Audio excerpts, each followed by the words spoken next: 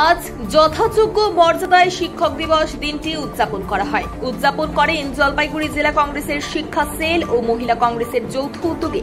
আজকের এই দিনটি জেলা কংগ্রেস কার্যালয়ে রাজীব ভবনে যথাযোগ্য মর্যাদায় পালন করা হয়।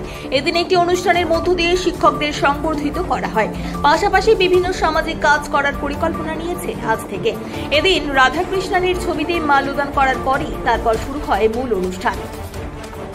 শানুপাড়ায় শিক্ষক দিবস উদযাপন কমিটির পক্ষ থেকে আমরা আমাদের ডক্টর সর্বপল্লী রাধাকৃষ্ণন, যিনি সর্বযুগের সর্বকালের শ্রেষ্ঠ শিক্ষক অন্যতম, তাকে স্মরণ করছি, তার শ্রদ্ধাঞ্জলি নিবেদন করছি এবং তার সাথে আমাদের ছোট্ট একটা অনুষ্ঠান আছে। সবই ওনাকে স্মরণ করি, ওনাকে শ্রদ্ধা নিবেদন করি।